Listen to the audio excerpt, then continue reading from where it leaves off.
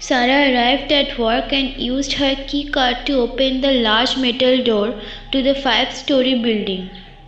It was 10:45 at night, the air cool and breezy. She had never been afraid to leave her car and enter the building alone, even though there was no security. Nothing had ever happened in this part of town, so why should she worry now? She walked down the hall to the elevator and pressed 3. On the ride up, she yawned. Another tedious, boring night was ahead, as it always was, and no one in the building to talk to. Sarah was a medical transcriptionist, which entails listening through headphones and typing for hours. The upside was she got paid on production, so the more she typed, the more money she made. Working the graveyard shift or 1 p.m. to 7 a.m. provided fewer interruptions and more time to work and pile up money. She didn't miss the company or conversation. She was here to work. So upon entering the empty office in the empty building, the 30-year-old woman sat down at her computer and hit the necessary keys to sign into the dictation system. Following her usual ritual, she took the glass coffee pot to the restroom halfway down the hall and got water for coffee. She returned to the office and made a whole pot, which she would drink in the next 8 hours. When enough for a cup was brewed, she poured a cup and sat down again at her desk. Pressing a few more keys and putting on her headphones, she was poised to start the first documents of the evening. Stepping on the foot pedal, a doctor's voice spoke into her ears and she began transcribing a medical report. Usually the report were tonsillectomies or EKGSs that were always repetitious and boring. But sometimes a psych report would come over the wires, something interesting to keep her awake. As usual, the run-of-the-mill dictations came one after another with no hope of changing to something else. Sarah typed sometimes on autopilot, producing the documents with muscle memories, while mentally making out the grocery list or planning the weekend. This night was no different. She had often thought of changing jobs, but what could she do? Typing steadily, she contemplated different areas of work she could do, but got no farther than that. With a sigh, she rose from her seat, her hips grown stiff from working for nearly 2 hours straight. Stretching her arms behind her, she walked slowly over to the coffee maker and poured another cup. Sometimes she wished she had some company, someone to spur her on with the steadiest work. Stepping down the hall to the restroom, she used the bathroom and washed her hands, which made her feel refreshed. She was walking back to the office when she heard a squawk. Or what was that noise? She peered down the hallway that crossed in front of her office and saw nothing. Maybe the bathroom plumbing, she thought, and proceeded to her station.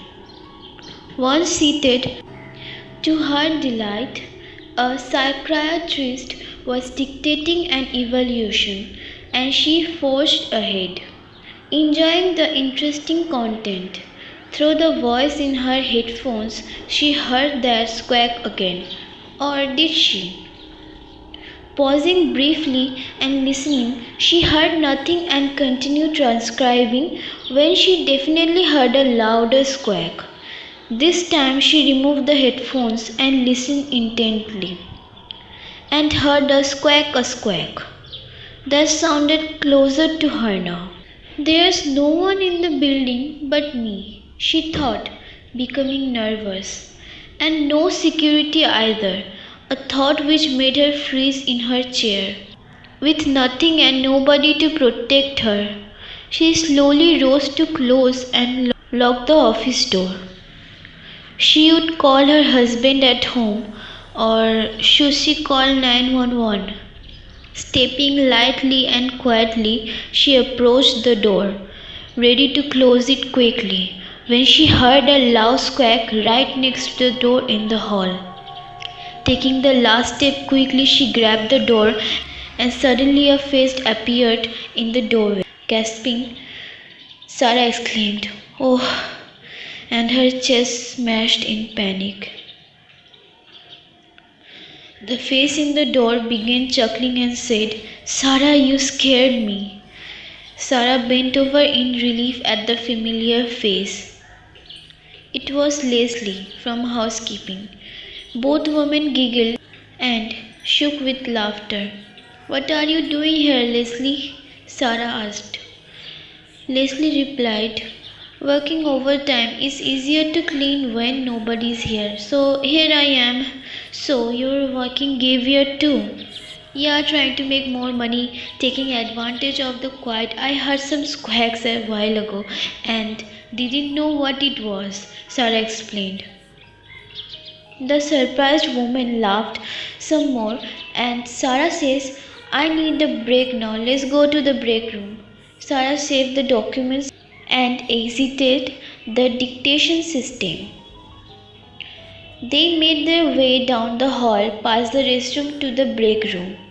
Getting more soft drinks from the vending machine in the small room, they sat down at the table, talking girl talk, gossiping, talking about their husbands' antics, being about the same age. They had a lot in common. Leslie thought this would be a good time to talk about a disturbing news report she had heard before coming to work. "Did you hear about the crazy broke out of the mental hospital early this evening?" she asked, taking a sip of her drink. "No, near here?"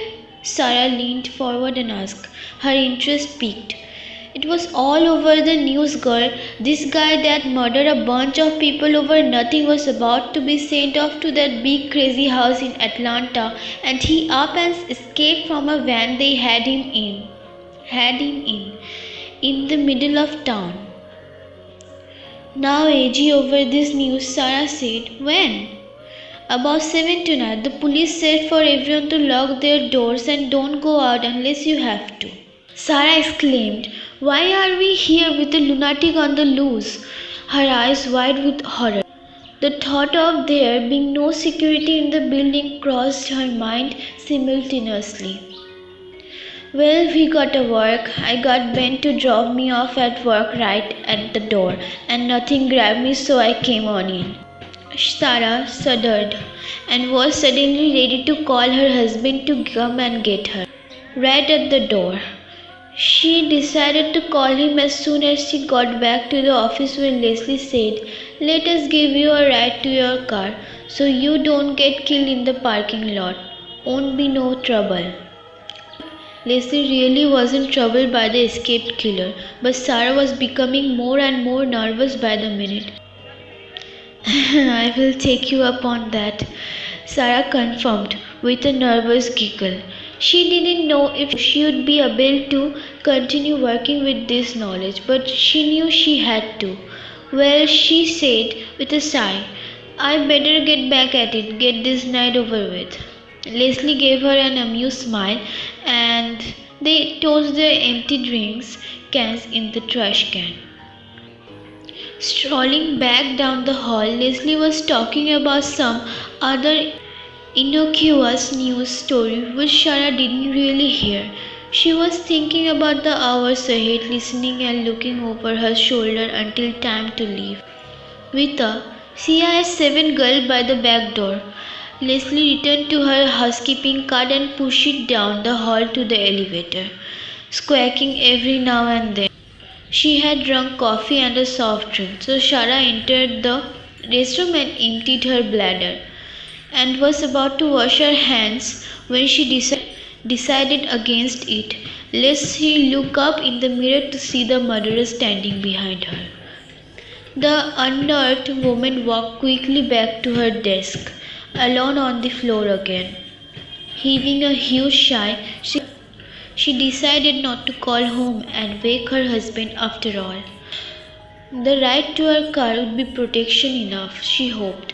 Settling in, she put on her headphones, keyed onto the system, and stepped onto the foot pedal. Only a rustling sound came through, and Sarah was impatient for the doctor to begin. Realizing this was not the dictation she had saved before going to the break room, then her eyes widened in shock as she heard the raspy, deep male voice coming through. Sarah, it said with a glowly rasp. Deeply. She gasped deeply and let go a yelp. Clutching her pounding chest, the words she heard raced through her mind and paralyzed her with fear. She heard the voice through the headphones as well as near her in the room. You looked everywhere but behind you. Her headphones cord were jacked around her throat, strangling her while she kicked and pulled on her cord. When she was dead, her lifeless body fell to the floor, her head falling on the foot pedal, activating the neck station. This is Dr. Robert Gurry dictating a psychiatrist's revolution. Come through the headphone to be heard by no one.